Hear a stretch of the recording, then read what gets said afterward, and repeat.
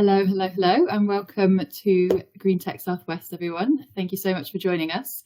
It's been a little while since we've done an online event. Optical illusions as well. It's been a little while since we've done an online event, but this was such a good event that we couldn't help but bring it to you. And we know that, we know that everyone's really busy around Christmas period, so I'm really glad that you could all join us. We'll call it the festive edition. I've already had Silent Night in my head for about a week, so I'm getting December started off strong. So for those of you who've been here before, you know the drill. Get yourselves comfortable. We'll be kicking off the event at past. We'll sort of introduce ourselves and have a couple of things lined up before we introduce the speaker, and obviously head into the talk. But what we love about this bit is just let's get ourselves acquainted with everyone. Feel free to introduce yourself in the comments. Let us know what you do, where you're logging in from. Is this your first event? What you're looking forward to, basically. We'll get the chatty feed started. So I'm Ellen. I'm one of the co-founders of Green Tech Southwest. I also work in operations for a sustainable reuse and waste removal platform. And I'm based in Bristol, cold Bristol at the moment.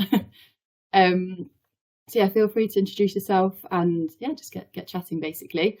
Throughout the event, there'll be a number of different things that pop up, which will help you sort of interact with the event. So we've got an ask a question section. We will be doing a Q&A round at the end of the talk, just so any questions that you might have, Catherine, pop them in the ask a question section. We'll also be keeping an eye on the feed, so that we can, to make sure that all your questions get answered. But it's really helpful. You can also upvote questions that you'd be interested in hearing, so we make sure that we get the most burning questions answered first. We'll also be putting up a number of different polls along throughout the event, just to sort of test your knowledge on the subject, or what you might know. So keep your eye out for those as well. They'll be sort of along the bottom. Amazing. I see we've had some introductions. Thank you so much for joining. And I've got Bada coming in from Kuwait. That's amazing. We are international now. Hi, Joseph from Manchester. And welcome to your first ever Green Tech Southwest. And another Manchester Metropolitan University student. Amazing. Keep introducing yourself. It's great to see you all here. What we'll do as well is another sort of great way to make sure that this stays a community event is we will be hosting something called 60-second intros. It's basically an opportunity for anyone in the audience to, if you've got something you want to share with the community that you think they might benefit from, or if you've got a humble brag, or if you've got something that you need support with, or any sort of feedback, let us know. We can basically invite you up on screen and basically give you 60 seconds to introduce whatever you want to introduce for that's sort of relevant to Green Tech Southwest or the community. So anyone who's keen to do a 60-second intro, let us know. Let us know in your comments, and then what we can do is we'll just before we introduce the speaker, there'll be a section and we'll get you invited up on screen. They'll be getting started in about 2 minutes or so. I'd also like to say a special thank you to our sponsors. We are sponsored by Crystal, The Discourse and AdLib, who help us make these events what they are. So huge thank you there. We also want to make sure that we offset our emissions, especially sort of hosting online events with streaming, which is obviously very relevant to this talk as well. So we do have an ecology forest, which you can donate to if you like what we do and you'd like to support us in some way. Then we will drop a link to that forest in the comment section as well. Absolutely no obligation, but it is there if you like. Brilliant. So a lot of first timers here. It's good to see. It's nice to be able to attend an event, I think, from indoors again now that it's getting so cold. So we're looking after you guys. It's great to see so many people from MMU. Actually, we've had a few events where you guys have been present, so it's great to see you still here. So we're getting started in about a minute or so. Really looking forward to this one. And sorry, I think my Wi-Fi just dropped out. Can you all still hear me? Not sure. Yeah, Ellen, we can still hear you. Okay, well, I've frozen for myself, but that's not a bad thing. So yeah, so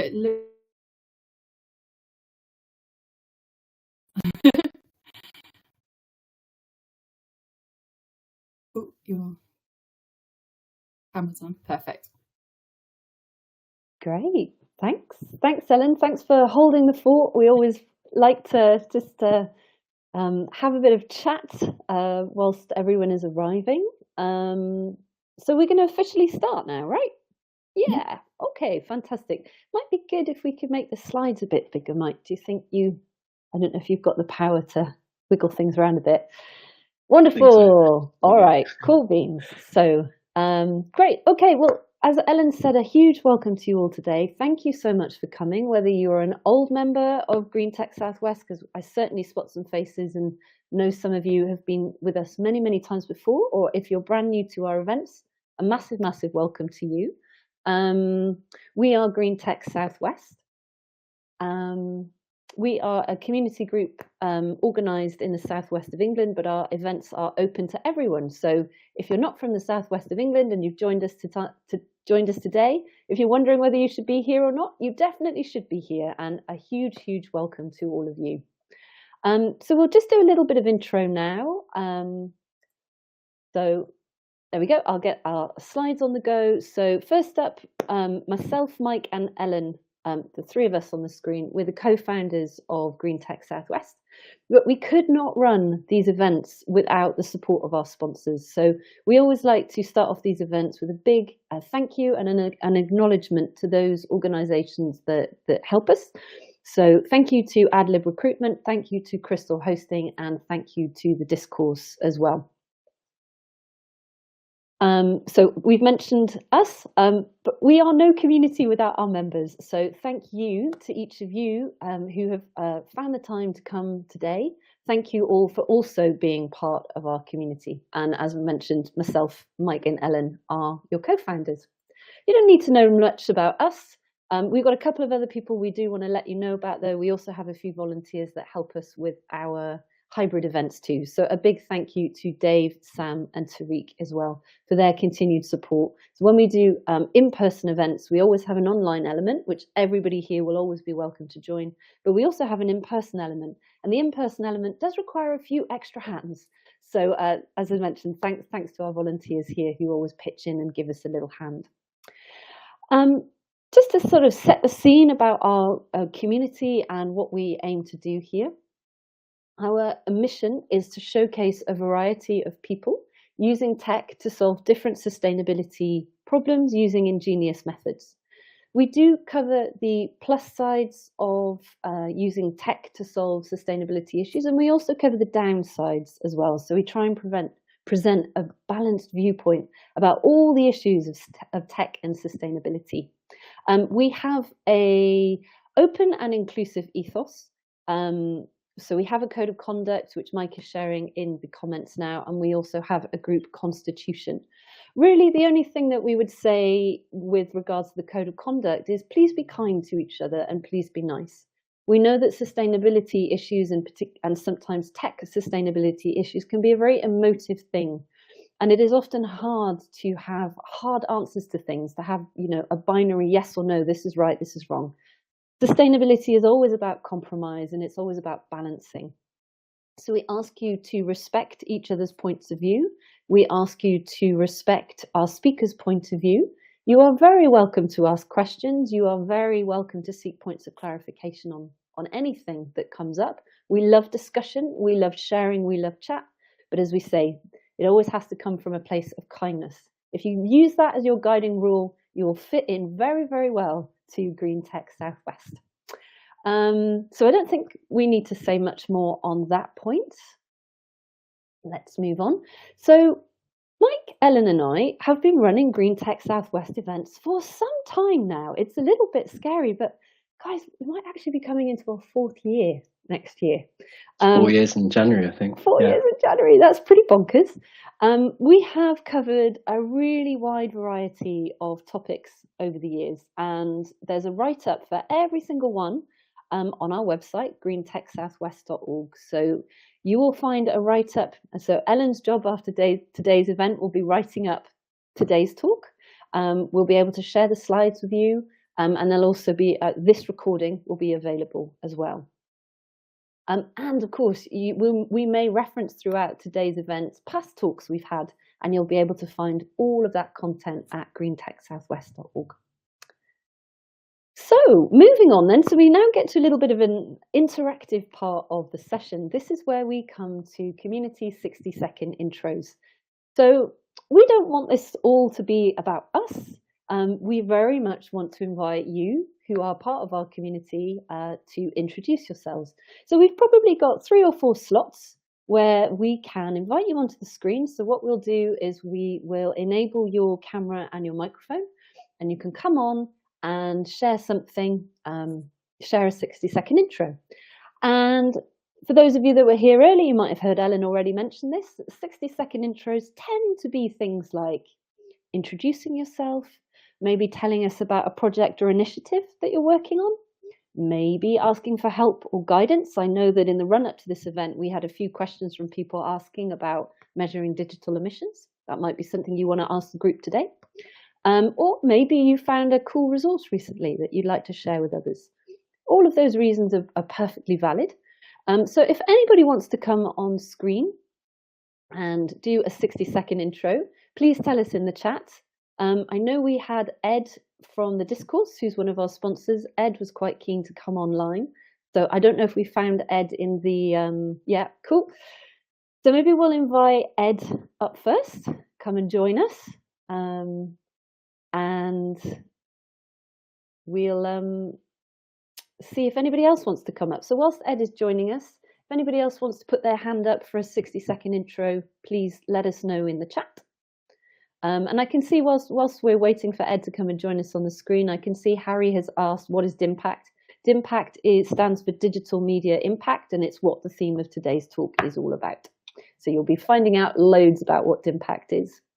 So we have Ed. Hello, Ed. Let's see. Can we hear you? Hi, everyone. Yes, fantastic. I think you're a bit of a pro at doing these 60-second intros now. So I have no pressure then. Yeah, nothing further from me. The floor is yours. Oh, thanks, Hannah. Yeah, hi, everyone. It's nice to see so many people here. My name is Ed. I am the MD and founder at The Discourse, which is a design agency on a mission to enable change makers. To achieve that, we partner with businesses in green tech and consultancy, as well as charities and non-profits, helping them to define their purpose and become more visible and communicate in a meaningful way through brand, the web, and content. I'm really proud to say that we are a partner of Green Tech Southwest and a sponsor. I personally am super passionate about the local green tech sector in Bristol and the Southwest, and what we can do as an agency, but also the wider creative industry to support it. So if you guys know anyone that is looking to grow a business, or even kind of anyone in the third sector that's looking to improve and increase their impact, then please just send them our way. Yeah, as I said, we can help them to become more visible, to attract top talent, and to align potential investors with their goals for people, planet, and profit. Our website is thediscourse.design, and I'm on LinkedIn, Ed Garrett. So yeah, it'd be great to get to know some of you a bit better. Wonderful, Ed. Thank you so much. And once again, thank you for supporting the community. As we said at the beginning, we can't do it without a bit of financial support. So it means a lot to us. Yeah, and you know the drill. Love you guys. Thank you. Thanks, Ed. Stick any relevant links in the chit chat so people can follow up. And then Ellen will include it in the write-up at the end as well. So Ed, we're going to say goodbye to you. We are going to bring on Oliver. Hello. Again. Hello. Speaking to you just yesterday. I'm just going to get you straight to it. The floor is yours. 60 seconds, off you go. Thank you, Hannah. So yeah, Oliver Crunk. I work for a UK consultancy. We're a B Corp called Scott Logic.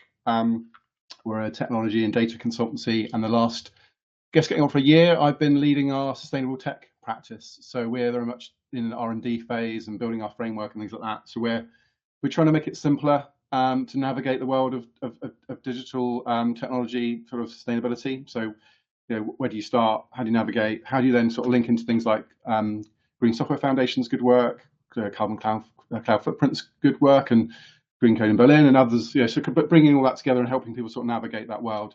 And a lot of what we're going to do is going to be open source related. I'm keen we get involved in Green Tech South West as well. And I guess my call to action for anyone is we're currently still looking for good guinea pigs who've got big legacy on-prem estates. So a lot of our work has been on cloud. We want to validate and test quite a lot of our on-prem calculation methodology. So if there are people that are interested in contributing towards an open source project, not necessarily our own, but we'll put it in one of them, whether it's CCF or one of the other ones, or potentially something that we build to kind of cover this.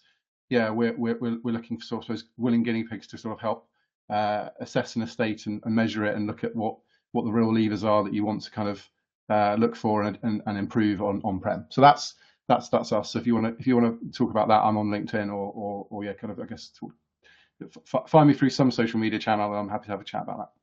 Fantastic. Oliver, thank you so much. And I really enjoyed chatting with you about your work yesterday and what you're doing. So I think it's a great offer that you're putting out there. Do put some contact details in the chat. So if you have a preferred way of people finding you, then they can do so. So Oliver, thank you so much, and Thanks. Love the work you're doing at Scott Logic. Thanks for being with us today. We will say goodbye to Oliver. And I'm hoping we'll be bringing on either Gildas or Ben. I'm not sure who we've got up next. Yeah, I've sent an invite to Gildas. Cool. And then we've got Ben. Fantastic. Look, Oliver's added his email address. Ooh. So you've got a direct line to the man himself. Fantastic. Great. Okay, Gildas, I don't know if you are seeing a little notification come up on your screen to invite you to join us. Then maybe we should invite Ben and I think so, Gildas yeah, on. it can be good to have. Oh, here we go. Fantastic. Oh, here he is. Wonderful. Hello. I missed the last button to press. No worries. Join the Anyway, stage. 60 seconds, over to you. You know the drill. Hi, hello. So we're Dialer Geek. We're based in central Bristol. We've been going for 17 years. We are primarily an IT company that focuses on compliance, cybersecurity compliance for our businesses we support. We've got involved in the whole sort of green area. We've become a B Corp in the last few years. It's taken a few years, it feels like. Last August, we got the B Corp certification as a business, and we support a lot of companies in the green space. So people doing amazing things like taking the plastic particles out of washing machines that come out of your clothes, and just various other things, looking for methane gas leaks with special cameras that can detect those. So yeah, so we're kind of quite keen. And this session today is quite cool, so I think it's interesting to see how much streaming pollution, or I say pollution, I don't know what the sort of emissions are like with streaming, and I'm just intrigued in what the stats are like for this session today. Yeah, that's about it. I'm no big sales pitch. I'm just saying hello, really. Okay. I love it. That is what the 60-second intros are all about: is putting faces to names. And I know you've been to many, many of our events, so thank you for your continued support for Green Tech Southwest. That was a beautiful 60-second pitch, Gildas. Thank you so much. Thanks, We're Hannah. going to say goodbye to you. We've got Ben on the screen as well. Hiya. Can you hear me? We can. Just before we bring you on, I'm just going to say, I reckon we could squeeze in one more 60-second intro. So if there was anybody else that wanted to come on after Ben, let us know in the chit chat, and we will get you on. But otherwise, Ben, how are you today? Cool. Hi, Hannah. Thanks for having me on. Hi, everyone.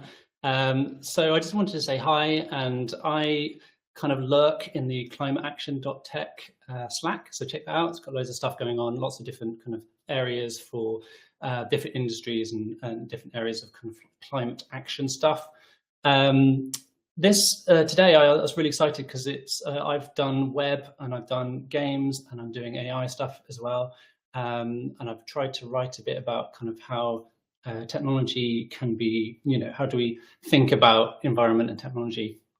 So I've got some articles on my website, and I'll link onto that, primarily about web design for climate action. I know that's close to Hannah's heart as well. but also more recently in the AI space and in games as well. Like, how do you think about eco stuff and games? Because it's kind of feels a bit like an oxymoron sort of situation.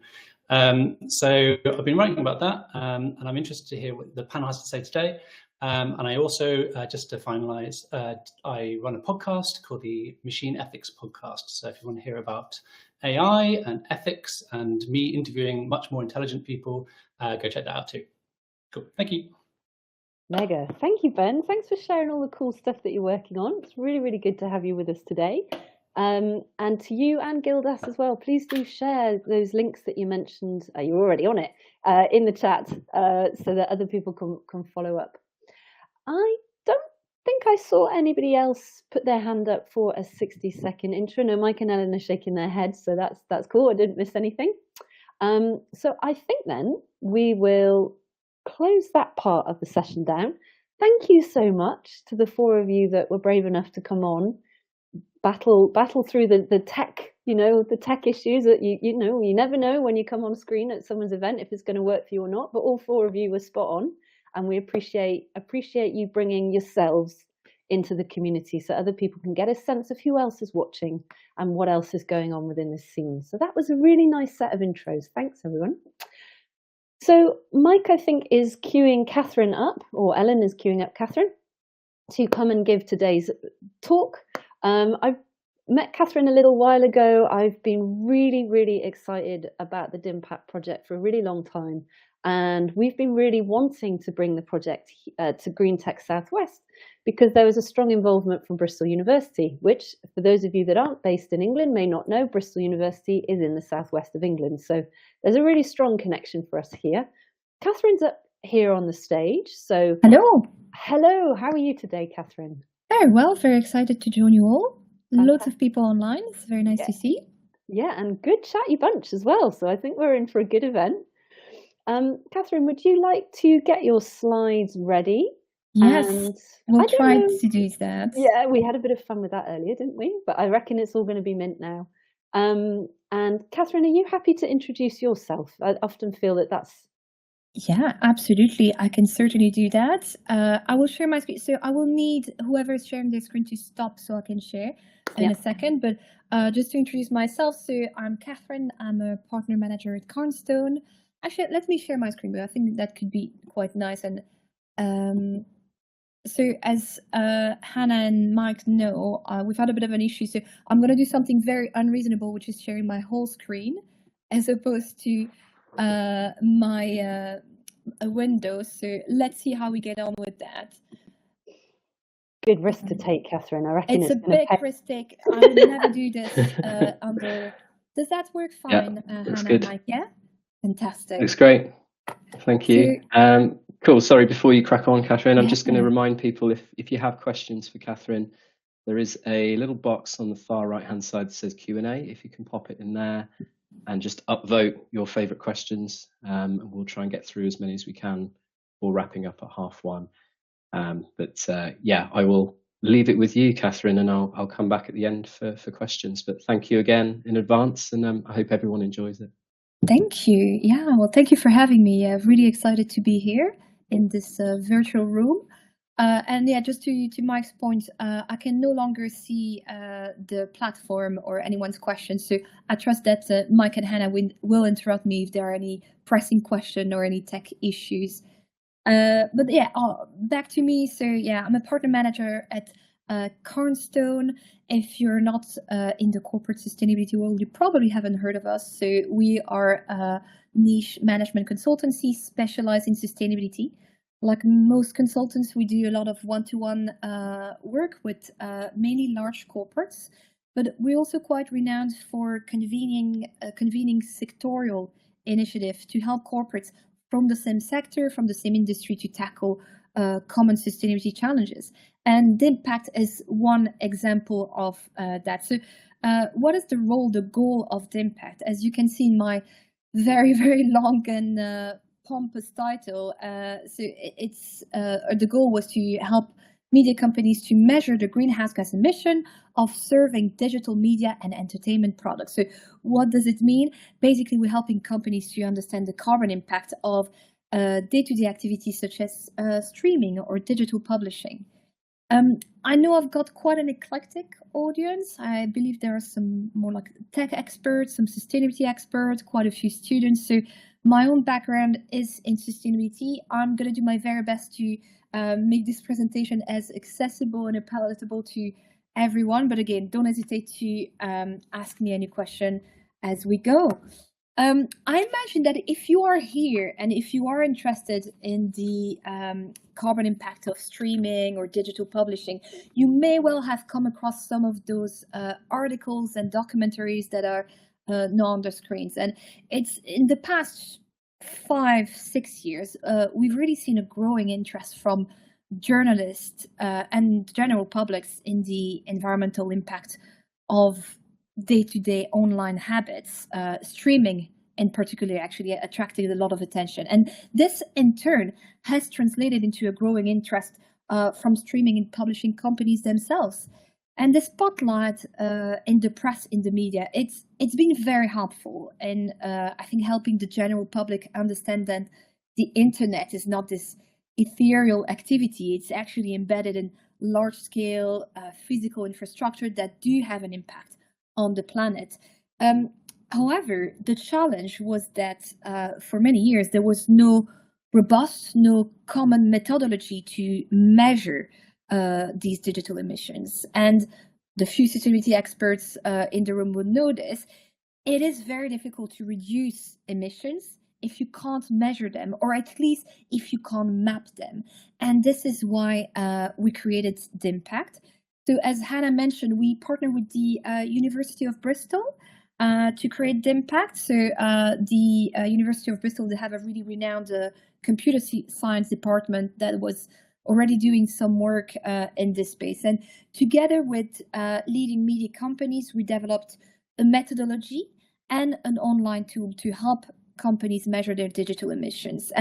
But the methodology and the tool, whilst they are central to the Impact, it was very much a first step, because measuring emission is really good, but reducing them is much better. And that's why the role of industry engagement is absolutely essential to the Impact. And I'm going to come back on this, but just want to make the point that there is no way for companies like Spotify or Netflix or Disney or the BBC, there's no way for them to reduce their digital emissions in isolation. Most of those digital emissions actually sit outside of their operational control, and so they require collaboration across the whole industry. I hope you're still with me. So very quickly on this, so I said that the Impact focus on media and entertainment products. To be a bit more specific, at this stage we have a running model for video streaming, digital publishing. We also have a pilot for online advertising, video conferencing, and we're also looking at audio and gaming to come in the future. Also, just want to give you a bit more idea of who is part of the Impact, who our participants are, because as I said, it's a collaboration initiative. So you will find here a few examples of our participants. So you'll see some big streaming companies, the likes of Netflix, Spotify, Disney, Sky, BBC. You'll find also quite a few publishing companies like Axel Springer from Germany, Cambridge University Press, IOP Publishing, Oxford University Press. So quite an eclectic group, but I think it was important to make this point so you know that these are the companies that we work with, that we support, and this is where I will be, this is the place where I will be talking from today. And so, yeah, we work with media companies themselves, but as I said before, and I will repeat this, reducing digital emissions doesn't lie solely with the media companies. It actually requires collaboration across the whole industry. And I'm just going to give one example here with audio streaming. Who is responsible for transitioning audio streaming to net zero? Well, of course, the streaming companies themselves, like Spotify, Apple, Deezer, they have a big role to play. Record labels as well might have an interest in this, but there are two other major players in this. First, the ICT sector. because they run the infrastructure required to deliver streaming to the end users. So they're a very important player. And you see here a few names like Google Cloud, AWS, Microsoft Azure. So these are the big three cloud service providers, and I will come back to those quite a few times during my presentation. Another major player are the device manufacturers, so the likes of Roku, Samsung, Sony. So these companies who actually sell the TV, the computer, the iPhone for us to actually stream and access media content. All right, so all of these actors are absolutely important for decarbonizing the digital value chain. In a minute, I'm going to share with you a bit of an overview of the digital value chain. But first, I just wanted to provide a little bit of context around digital emission and what proportion of the global emissions they represent. First, quick trends on internet usage. I don't think this will surprise everyone, but the internet usage has been increasing quite exponentially, as you can see here on the many graphs on the slide. So just as an example, on the top left here, you can see that mobile traffic data per smartphone has more than doubled between 2010 and 2020. 2018 and 20, and we predict an even a bigger increase in 2028. So I don't think that's a surprise for anyone. On to the next slide. So I have actually borrowed this very nice and visual slide from my colleagues at the University of Bristol. So you can see here, so this is a representation of the total greenhouse gas emission across sector. You can see that the ICT sector as a whole represents a bit more than 2% of the total global emissions. So that's around 50 gigatons of CO2.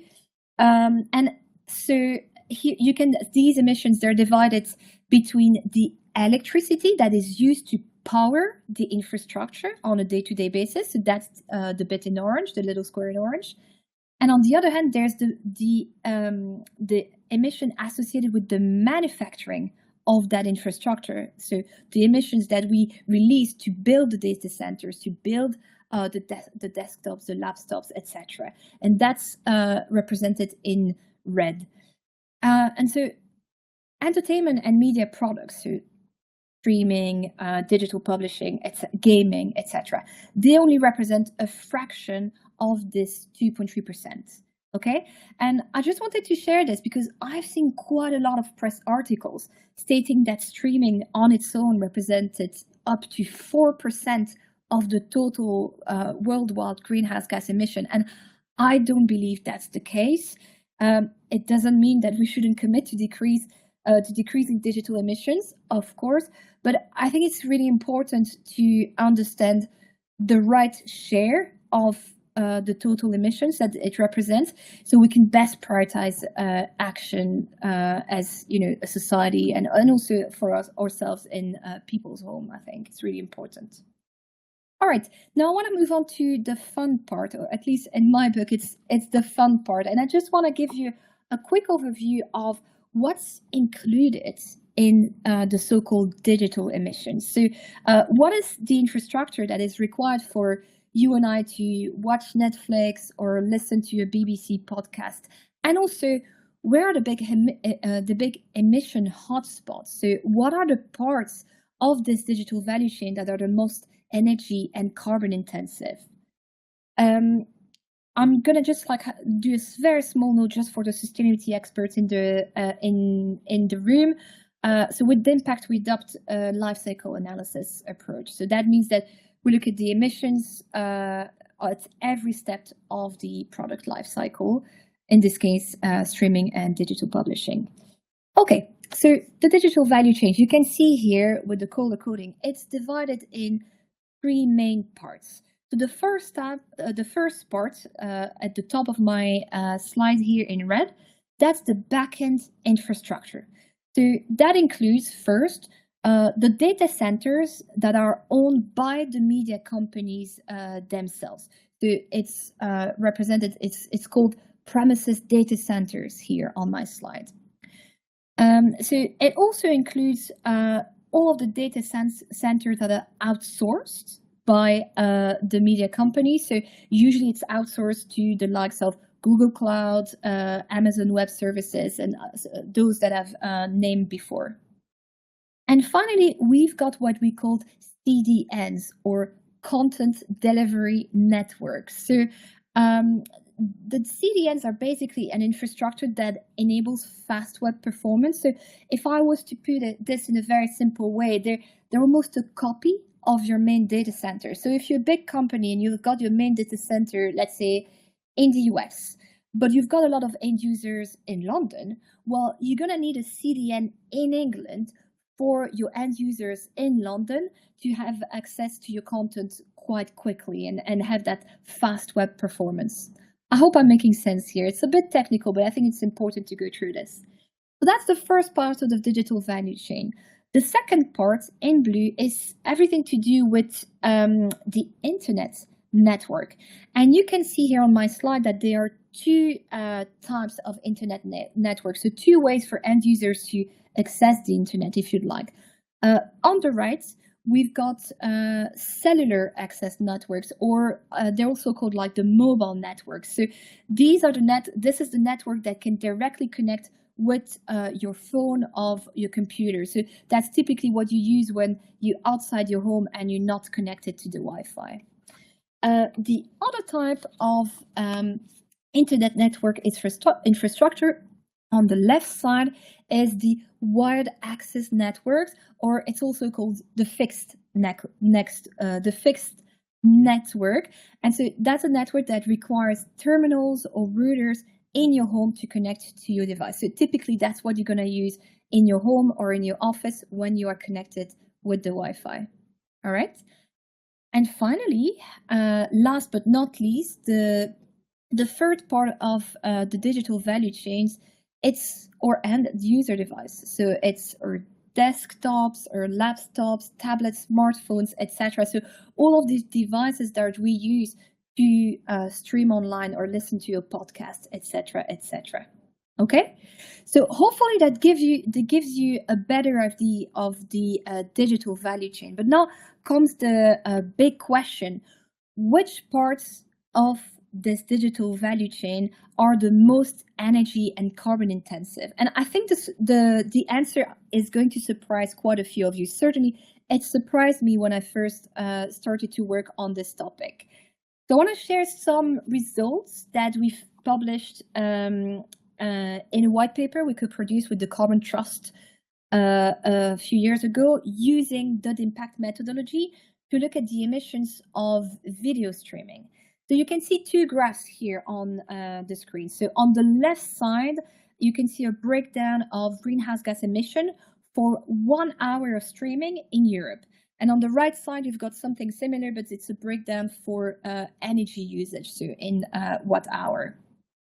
So you can see here, and I think it's probably surprising to some of you, you can see that the biggest source of emissions by far in green are the viewing device. And then right after, in dark blue, the home routers. So the biggest source of energy consumption, it's our phone or laptops or big TV screen. That is what consume the most energy.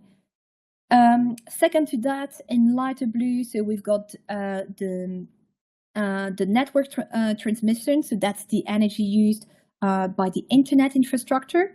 We've got the TV peripheral, so that's typically, your SkyQ box, so those kind of tools that you need to connect to certain streaming companies. And then well below that, in that very last black line at the bottom of my graph here, this is the data centers. So I think a lot of people expect data center to be a big source of the emissions for streaming, but actually it's definitely not the biggest source. So I think that's quite interesting. So 1 hour of streaming, that equates to 50 grams of carbon emission. In more mundane terms, that's the same as driving a car for 250 meters or boiling a kettle for 6 minutes. Okay? Just quickly, and this is probably more for the sustainability professionals in the room, important caveat. So we are not considering embodied emissions, but we're only considering use phase emissions. So for everybody, to explain this a little bit, it means that we're not taking into consideration the emissions associated with the manufacturing of the device or the data centers. We're only looking at the energy they use to enable streaming or digital publishing. I trust Mike, Hannah, if there are any questions on this, you will let me know. Otherwise, I'll continue, and I'm going to share a bit more results. So this time from the digital some of the more digital publishers. So this is actually from one of our participants, Cambridge University Press. In their 2021 annual report, they shared the greenhouse gas emission associated with both their paper products and their digital products. And you can see that they broke down the digital emission. And again, unsurprisingly this time, the viewing device represents the biggest source of greenhouse gas emission. So what's true for the streaming sector is also true for the digital publishing. All right, what I would like to do now is just spend a little more time on each part of these, each part of the digital value chain, and also start sharing some ideas on how we can decrease the carbon emission associated with each part. So first thing I'd like to focus then is the back-end infrastructure. So as I said, media companies like BBC, Sky, Spotify, or Cambridge University Press, so they can either own their own data center, or they can outsource this activity. Most of them outsource this activity to the big cloud service providers, which I have named before, so Google Cloud, Microsoft Azure, AWS. And academic research suggests that outsourcing usually is more efficient than owning your own data center as a company, because of the economy of scales and the big energy efficiency that major players such as Google Cloud can implement. So that's the first point I wanted to make. Now, if you are a media company and you want to know the emissions that are released by your outsourced data centers, well, you have no option than just go and ask your suppliers, be it AWS or Google Cloud, etc. And it's quite interesting because a few years back when we started DIMPACT, it was complicated, very often impossible to obtain any data from the cloud service providers. But we've really seen some great progress here in the past 2 to 3 years, and all of the major cloud service providers have now launch carbon tools for their B2B customers to understand the greenhouse gas emission of the service they provide. So that's been very, very positive. And this data, it is useful for media companies like Netflix, Spotify, etc. First, to understand the emissions of their the cloud service providers, but also to maximize server resources. I'm going to come back to that on the next slide. It will start making sense. So just want to talk actually a little more again about this concept of shared responsibility for tackling digital emission across the whole industry. And in this next slide, so I'm making a distinction between the sustainability in the cloud and the sustainability of the cloud. And actually, it's not me who came up with this distinction. It's AWS, so Amazon Web Services, but I think it's a really interesting one. So if on the right side of the screen, you got what we call the sustainability of the cloud. So that sustainability of the cloud lies with the cloud service providers themselves. So it is their job to improve, for example, the cooling efficiency, or it's their job to tackle water and waste impact associated with the data center, or to use renewable energy, or to decrease the embodied emissions of servers. So that's the bits that lie with the cloud service providers. And I'm sure that some of you will have heard that many of them have quite aggressive targets when it comes to energy efficiency. Now, on the other hand, so on the left side, if you are a media company purchasing cloud services, you are responsible for the sustainability in the cloud. For example, that would include what we call the right sizing of the infrastructure. So that means you need to make sure that the infrastructure that you ask and you pay for has the right size for your needs. So don't go and ask for 5 servers if you only need 4. So use the server and so you can use the server usage data to really right size your infrastructure. I hope I'm making sense here, but these are 2 ways where we can start decreasing emission in clouds associated with the backend infrastructure. And there are 2 main actors, the cloud service providers themselves, and then media companies. They can also do their bits. So I think that's quite interesting. All right, now I'm going to focus on the second part of the digital value chain, which is the internet network. So I've already said before, there are 2 types of networks, fixed and mobile networks. Now, quite important, mobile network is actually much more, it's significantly more energy and carbon intensive than the fixed network.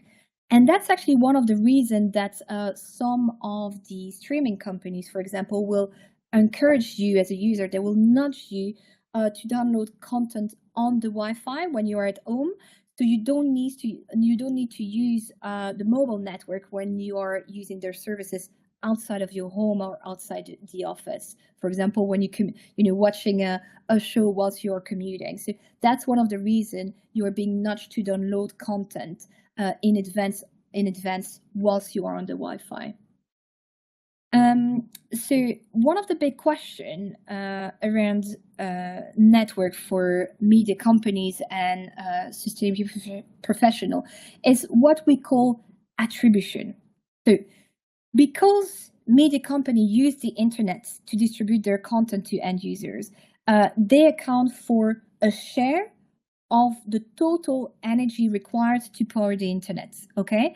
Now the question is, as you can see here on my screen, how do we allocate across the infinite services using the internet? So the streaming companies and the digital publishing companies, they only use like a small share of that. So how do we allocate that when we're trying to measure the carbon emissions? So do we use data traffic? Do we use bandwidth? Do you use time of use? It's quite a tricky one. So in the DIPEC methodology, we are using data traffic. It's not the best answer. It's the best answer we've got, but it's by no means perfect. Why? Because data traffic actually doesn't clearly correlate with energy consumption. Okay, let me share my next slide, and hopefully that's going to make sense. It's my most technical point, so let me know if it doesn't make sense, but I think it's quite an important one, and I'll explain why in a second. So network operators, so the like of BT, etc. So those operators that have built and that run the infrastructure to enable the internet. These operators, they are ready to accommodate for the biggest peak in data traffic. So for example, when there's a major football league and many people are streaming the game at the same time, that's going to represent a peak in data traffic. So those operators, they're ready to accommodate for such peaks, okay? Now, let's look at my graph for a second here. On the vertical axis, this vertical axis, it represents the power that is used by network, especially mobile network here in red. And the horizontal axis, it represents usage, okay? Now, you can see with my graph that if, end user were to completely stop using mobile networks from one day to the next, and usage dropped from 100% to 0%, the energy, the power used by the infrastructure would not drop to zero, okay? There's a baseline consumption that the operators have to maintain so they can accommodate for this peak, so the highs and lows in data traffic, okay? So that means if I take this the other way around, that if we are doubling data traffic, so here, for example, if we move from 50% to 100%, if we're doubling data traffic, that doesn't necessarily mean that we are doubling the energy consumption associated with the internet and the network infrastructure. Okay, I hope I'm not losing everyone in the audience here. It's quite a technical point again, but I think it's a very important one to keep in mind if we want to reduce emission in the real world. So asking people to simply reduce data traffic or asking companies to reduce data traffic, it's not going to lead to actual real life reduction in emission. So technical point, but I hope everybody is still with me. So just a last point on this. So whilst data traffic and energy consumption are not correlated, my French accent, terrible. So what's important to keep in mind is that if the peaks in data traffic go higher and higher, then operators like BT, they will need to adapt. So they will need to build new infrastructure. And so in the end, peak data may well increase the pace of network build out and the associated emissions. So that is still important, obviously, to keep in mind. All right. Right, so I want to now talk about the third part of the digital value chain, which are the end user devices. So as I've said before, so this is the biggest, the most energy intensive part of the digital value chain. So our laptops, or desktops, or phones, etc., etc. Now, if you think of this from the point of view of the media company, so media and streaming companies, they cannot offer their products, their services, their content without using those devices. But equally, they have no say in the manufacturing of these devices. And if you think in terms of power dynamics, they actually have very limited leverages on the likes of Samsung or Roku, so those device manufacturers, because they don't really contract with them directly. Nevertheless, the impact participants are engaging with device manufacturers. They try to have those conversations about how we can increase energy efficiencies of a device, but they're also looking at how their own content can be coded in a way that's gonna help decrease the energy consumption of the device. That might seem very mysterious for now, but I'll give you a very cool example in a second. But before I get into that, just a few interesting points. So this is probably obvious, but it is worth remembering that the energy consumption of the end user devices, it will greatly vary depending on the size of the device. So if you're watching a TV show, if you're streaming a TV show on your phone or on your big 2x2 TV screen, obviously you will not consume the same amount of energy. So I think that's important to remember, that size, it's a big factor.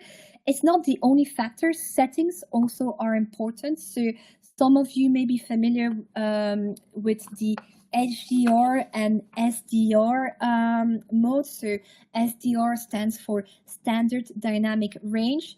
HDR stands for High Dynamic Range.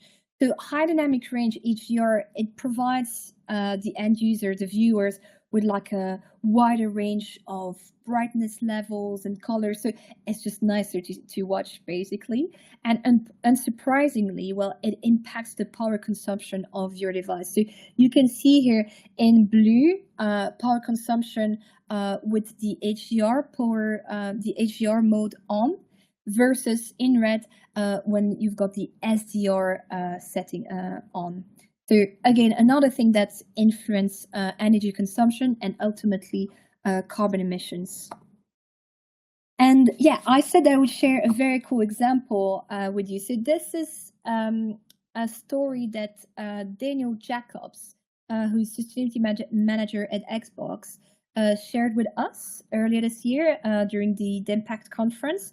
So for those of you who are not big gamers, so Xbox is a video gaming company. They're owned by Microsoft. Yeah, Daniel shared with us like a few really cool examples of how they worked with their developers to create a more energy efficient code, if you'd like. So one example was with Halo.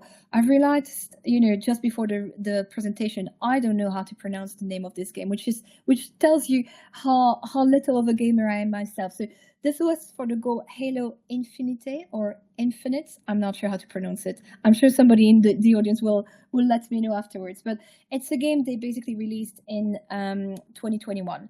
And what they realized is that they were using the same resolution and the same frame rate for the actual game and for the standby screen. So the standby screen is basically what shows up when the player pauses the game, when they have to take a break, they want to go to the bathroom and they want to just stop playing for a second.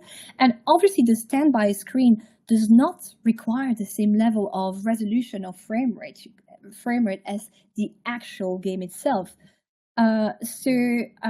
Xbox and their engineers tested, as you can see here on the screen, like different approaches. So they changed the frame rate, the resolution, they try a few different bits.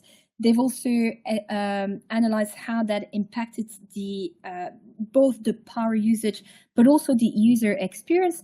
And in the end, they decided to drop the resolution to 1080p, so that means progressive scan, which ultimately helped them to decrease power consumption by 33% when the players are on standby screen. So I think that's a really cool example of how the media companies themselves can code differently to try and reduce energy consumption at the level of end user device.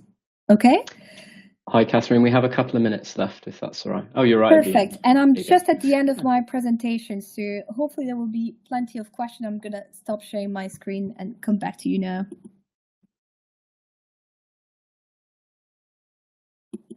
Perfect. Thank you so much, Catherine. If I can see you, let me see if I can get you back on screen. Sorry, I took a little longer than I had planned there, Hannah and Mike. Sorry about that. No, that's no problem at all. Just bear with me. Just doing some moving about. Yeah, thank you so much for that. Yeah, we're getting a lot of applause in the chat there. I know you couldn't see it for a large part of that, but yeah, absolutely brilliant stuff. And yeah, just really, really interesting that all those digital media companies are very much keen to do this, aren't they? I think that's a conception that maybe you're finding them out, but actually you're working together. And they obviously have targets to hit and everything as well. So yeah, brilliant stuff. Well, we have got a few questions for you. So thank you to those who have kind of sent them through. The first one I've got is from Oliver. Oliver Cronk. I think you might have partly answered this question, but we'll just see if you've got anything else to say on it. What about embodied emissions? This seems to focus on operational electricity consumption. Surely the infrastructure the media companies are running have significant emissions relating to the creation of the infrastructure. Yeah. So yeah, the impact really focused on the use phase emission, not the embodied emission. You would find, though, just to correct that question, so the embodied emission, the big chunk, if we were to look at the embodied emission, is going to sit with the data centers, which for most part are, again, with the cloud service providers, and the end user device, so the phones, the computer, etc. So I think there's also, sorry, that's maybe more for the sustainability professionals here. There's a question of where your scope 3 stops. And so if you go back to the GHG protocols, actually, you're not supposed, you wouldn't be expected to, as a media company, to report on those. So that's why we're not actively looking at this. And there's again this question of control and what they can influence. So I think that was a reason why we focused on use phase emission for now. Great stuff. Thanks, Catherine. Thanks, Yeah, Oliver. I agree. I can see Oliver Kron, the vagueness of scope 3 is a problem. Yeah, that's true. And the GHG protocol helps to a certain extent, but actually there's a lot of gray areas. And definitely when media companies are trying to report on their digital emission, there's a lot of question mark. There's no clarity from the GHG protocol on what they should be reporting or not. They're doing because they know that their stakeholders are interested in this and they want to play an active role. But yeah, it's the vagueness of Coast 3 is indeed a problem, Oliver. Stuff, thank you.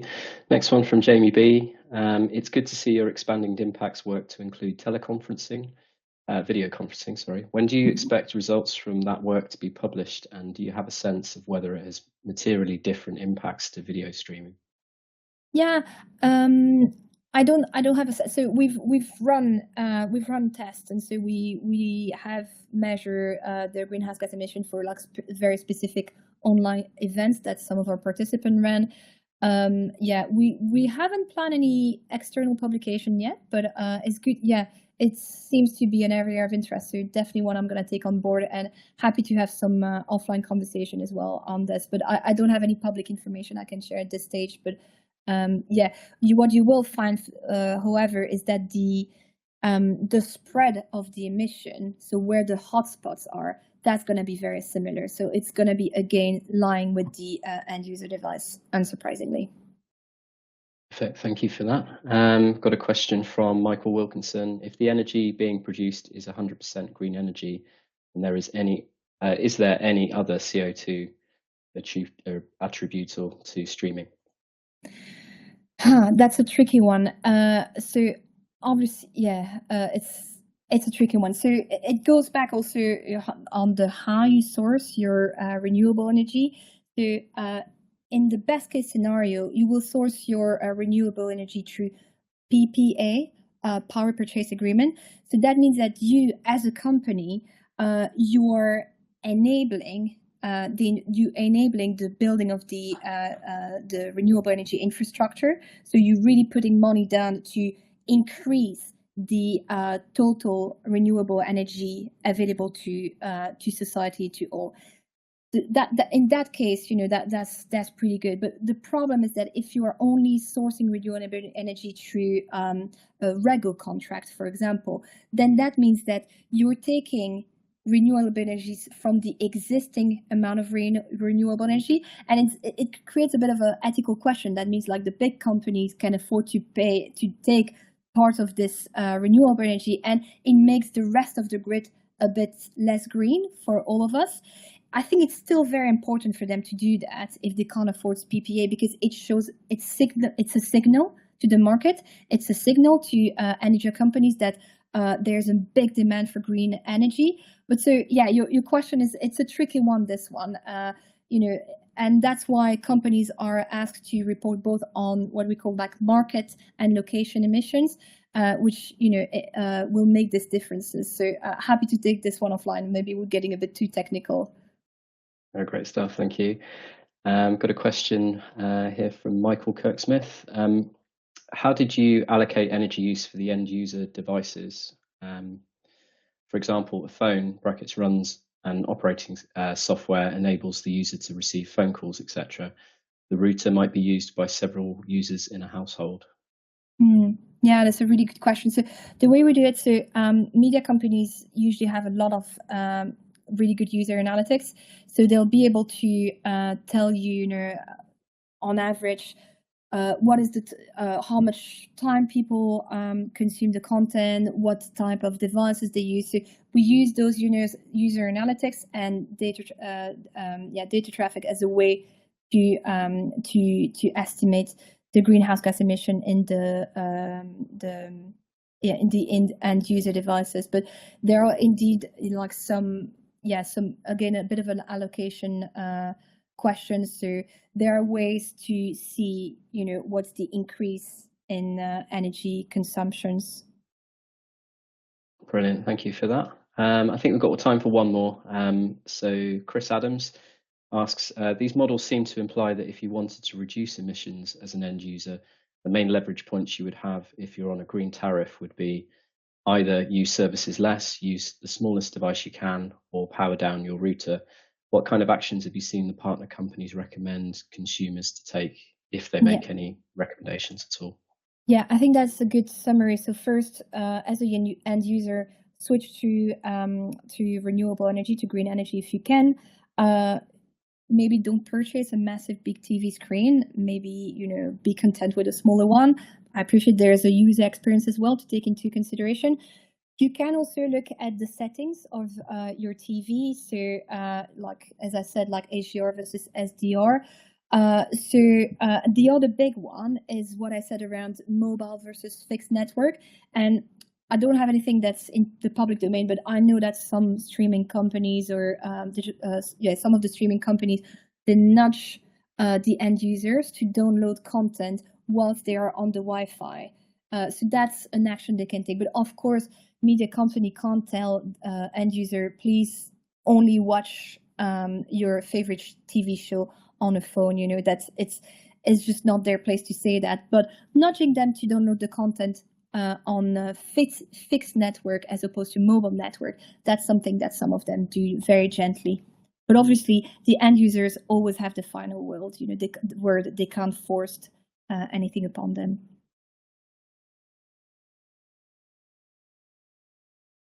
I'm on mute. Yeah, thank you for that. I think that might be all we have time for. Hannah, what do you think? Hannah's nodding at me. So, I would listen to Catherine speaking all day. Catherine, you were so great, but I think unfortunately we do have to let people get back to their days and also give Catherine a rest, because I know that that's hard work, giving a talk and then being peppered with lots of deep questions straight after. Cool. Well, yeah, thank you so much, Catherine, again, for telling us all about Impact. Pleasure. Absolutely brilliant stuff. And yeah, we're really proud that part of it comes from Bristol as well. So yeah, before we let Catherine go, I just wanted to pick out a couple of nice comments, because Catherine, I know when you were talking, you couldn't see all the comments, and the chat feed has been really, really, really pleased. So I just wanted to pick out a couple of the really nice things that people said. So John Clapham said, interesting, inspiring, and easy to follow. Thank you. Joseph McKenna said, amazing findings and very well presented. Thank you.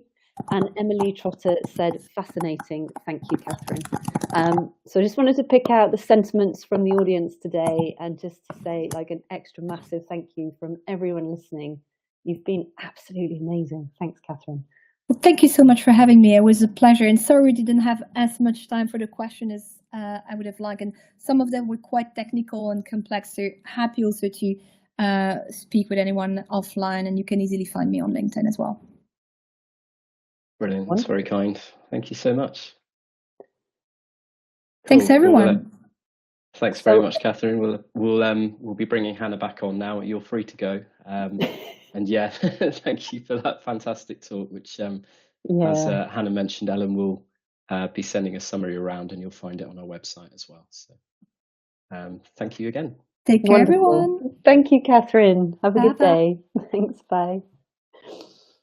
All right then. Well, shall I do the bookending, Mike? I know that we like to sort of close out the events. For anyone that needs to get back to their day, thank you for joining us. I think we've had an excellent session today with Catherine. I thought she was awesome, as I've already said, and I think you all did too. So we're pretty happy. What I'll do now is I'll just spend a few minutes kind of closing off the event. I've just got a couple of slides to share. Green Tech Southwest is more than these live events. What we do is showcase all sorts of interesting stuff going on within the green tech realm. So I just wanted to signpost some of you to some interesting events and things that we've seen coming up that you might find interesting. So we already had a mention today of climateaction.tech. I think when Ben came on and did his 60-second intro, he mentioned it. ClimateAction.tech is a global community of over 9,000 tech sector workers who are all united in taking action on climate change and doing that through their roles within the tech sector. I'm a very massive advocate for the community. I love Cat. It's somewhere you can go and you can ask a deeply nerdy technical question about something to do with this realm, and someone will probably answer or share some insight or share some useful resources. So if you're not a part of ClimateAction.tech and you're interested in this stuff, I think that would be a very clear takeaway for you to do today. For those of you based in Bristol and the Southwest, there is also the Future Leap Network, which is centred around Bristol, and they are one of the largest green business networks in the UK, and they do loads of really interesting events, in person and also hybrid as well. I think there was one this morning that Ed from the discourse, Ed came on and did a 60-second pitch. I think Ed was at one this morning about AI, talking about different aspects of AI, positive and negative too. So Future Leap Networks, definitely one to keep an eye on if you're an organisation within the area. A few other very specific things. So tomorrow there is a Welsh digital government event called What is Sustainability? As a panel discussion. I'll be one of the panellists along with 3 others. I think that's going to be a really, really good session if you're interested in learning more about digital sustainability. Next up on the list, Sustainable IT, preparing for the new IT sourcing agenda. This is being run by Sistor, who've given a talk for us at Green Tech Southwest before. They're going to be sharing some insights on IT sustainability, particularly from the aspect of purchasing infrastructure. And last but not least, for the front end, people who are more interested in the front end of web design, there is a really interesting talk planned for Thursday, the 14th of December. It should be online, about the new W3G web sustainability guidelines, which I think we're going to be hearing a lot more about. So if you want to hear from the people that were involved in putting those guidelines together, I suggest that event for you might be a good one. We're going to share this slide deck as well in the write-up. So if you want to follow through on the links, you'll be able to. So myself, Mike and Ellen are in the throes of planning our next speaker-led event at the moment. We are planning a hybrid event, probably late January, early February, which will be held at the Engine Shed. Hybrid means that there's an in-person element and also you can join online. And we put as much effort into making the online event as enjoyable as the in-person event. So if you can't make it to Bristol, which I appreciate is not easy for most people, you are welcome to join us online and hear all the great content and be involved in that event too. So wrapping up, your feedback means a lot to us. We work really hard to make these events as accessible and inclusive as we possibly can. And we do that through hearing your feedback and responding to it. So don't be shy. Please tell us what you think. You'll probably get an email through from Meetup asking you to rate the event. Please do. It really helps us to know how things went down. If you have anything else you want to chat about, you can always drop us an email at greentechsw@gmail.com. So, my slides have gone to sleep. My slides have gone to sleep. Anyway, last slide to come up, which says thank you. Thanks, folks, for joining us today. We had an epic amount of participation from everyone in the room. The chatty feed was very, very, very chatty today, which we are enormously grateful to all of you for. So take care of yourselves, stay warm. For those of you that are in the UK, I know we had some people from other locations. Maybe you need to stay cool. Do whatever you need to do anyway to be comfortable and to have a good rest of the week. Ellen will send out the write-up of the event along with a link to the recording very shortly. So take care, go well, and we'll see you all super soon. Thanks for coming, everyone. Bye for now.